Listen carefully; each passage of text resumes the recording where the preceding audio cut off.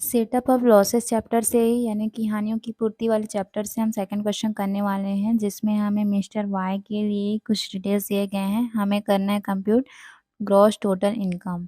तो यहाँ पे कुछ डिटेल्स दिए गए हैं जिस पे हम डिस्कस करते हैं।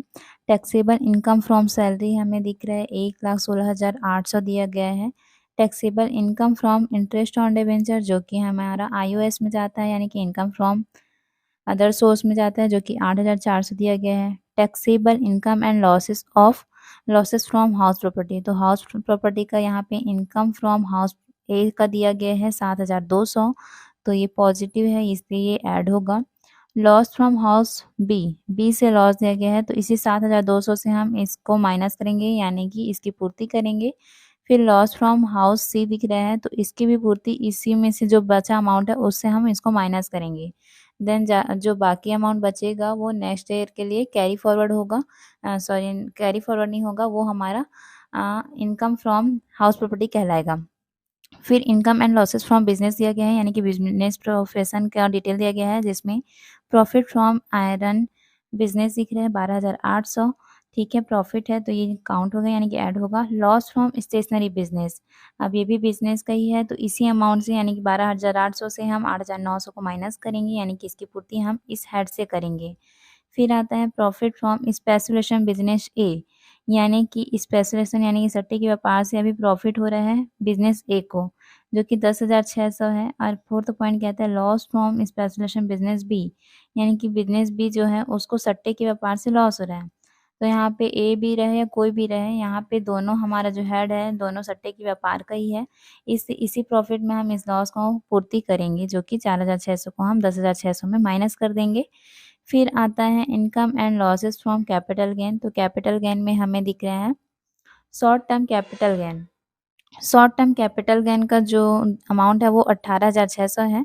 लॉन्ग टर्म कैपिटल गेन में जो 4,200 दिया गया है वो हमारा गेन था, लेकिन लॉन्ग टर्म कैपिटल लॉस भी दिया गया है जो कि 8,300 है। तो हम यहाँ पे देख पा रहे हैं कि लॉन्ग टर्म का जो गेन है वो अमाउंट कम है और लॉस का अमाउंट जो ज़्यादा है। फिर भी हम यहाँ पे इसको माइनस करेंगे और जो शेष अमाउंट बचेगा या रिमेनिंग अमाउंट जो बचेगा वो नेक्स्ट ईयर के लिए कैरी फॉरवर्ड किया जाएगा। फिर सिक्स्थ पॉइंट क्या कहता है, income from other source. Income from other source में हमें यहाँ पे 7,700 दिया गया है, और साथ में ऊपर हमने देखा था डिबेंचर से जो इंटरेस्ट मिल रहा है यहाँ पे 8,400, तो इन दोनों को हम इंक्लूड कर देंगे, तो यहाँ से हमारा टोटल जो है आईओएस से भी इनकम निकल जाएगा। फिर हम सबको ऐड करेंगे, तो आइए इसको हम सॉल्यूशन में देखते हैं। Computation of gross total income for the assessment year 2021-22। यहाँ पे इनकम फ्रॉम सैलरी से हमें दिया गया था 1,16,800, तो इस अमाउंट को हमने लिख दिया। ये ऑलरेडी दिया गया था इनकम फ्रॉम सैलरी, इसलिए हमने इस अमाउंट को लिया। ऑनली सैलरी बस दिया रहता तो हम 1,16,800 में 50,000 माइनस करते, बट यहाँ पे क्वेश्चन में लिखा था इनकम फ्रॉम सैलरी, इसलिए वो टैक्सेबल है। फिर आता है हाउस प्रॉपर्टी हेड से, तो हाउस प्रॉपर्टी में हमें ए बी सी तीनों का हाउस दिया गया है। ए का प्रॉफिट दिया गया था 7,200, और हम लेस करेंगे जो बी और सी का लॉसेस है। तो एक को बी को जो लॉस हुआ था 3,400 का था, और सी को जो लॉस हुआ है 9,200, तो हम दोनों को जोड़ देंगे तो टोटल लॉस जो होता है 12,600 है। इस 12,600 को हम 7,200 माइनस करेंगे तो हमारे पास आता है 5,400, तो ये जो होगा लॉस में आएगा, और ये हमारा इनकम फ्रॉम हाउस प्रॉपर्टी होगा। फिर हम देखते हैं पीजीबीपी के ऐसे। पीजीबीपी में प्रॉफिट फ्रॉम आयरन बिजनेस से दिया गया था 12,800, और इसमें हम लेस कर देंगे जो लॉस हुआ है स्टेशनरी बिजनेस से, तो हम यहाँ पे उसका अमाउंट जो था 8,900 था उसको माइनस कर देंगे, तो हमारे पास आएगा 3,900, जो कि सिंपल बिजनेस से यहाँ पे दिख रहा था आयरन और स्टेशनरी बिजनेस से था।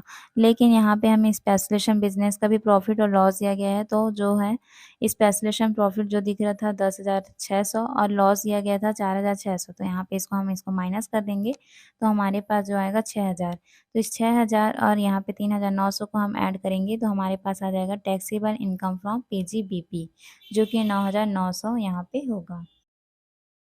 इनकम फ्रॉम कैपिटल गेन भी दिया गया है, जिसमें लॉन्ग टर्म कैपिटल गेन था 4,200, और लॉन्ग टर्म कैपिटल लॉस भी दिया गया है जो कि 8,300 है। तो हम 4,200 में 8,300 को माइनस करते हैं तो हमारे पास बचता है 4,100। तो 4,100 बच रहा है वो नेक्स्ट ईयर के लिए कैरी फॉरवर्ड होगा, इसलिए ये अमाउंट बाहर नहीं जाएगा। फिर हमें दिया गया था शॉर्ट टर्म कैपिटल गेन, तो शॉर्ट टर्म कैपिटल गेन का जो अमाउंट था 18,600 था और इसमें कोई लॉसेस नहीं दिया गया है, इसलिए ये अमाउंट जो होगा taxable income from capital gain होगा। फिर हमें दिया गया था इनकम फ्रॉम अदर सोर्स से, तो यहाँ पे इंटरेस्ट ऑन 8,400 और अदर सोर्सेस और भी दिया गया था डिबेंचर के रूप में यहाँ पे 7,700, तो इन दोनों को हम ऐड कर देंगे तो यहाँ पे आ जाएगा 16,100, जो कि हमारा होगा इनकम फ्रॉम अदर सोर्स से टैक्सेबल इनकम 16,100। इस तरीके से सारे हेड को इंक्लूड करेंगे तो हमारे पास जो है ग्रॉस टोटल इनकम आ जाएगा, जो कि यहाँ पे 1,56,000 होगा। तो ये हमारा सेकंड का सॉल्यूशन था।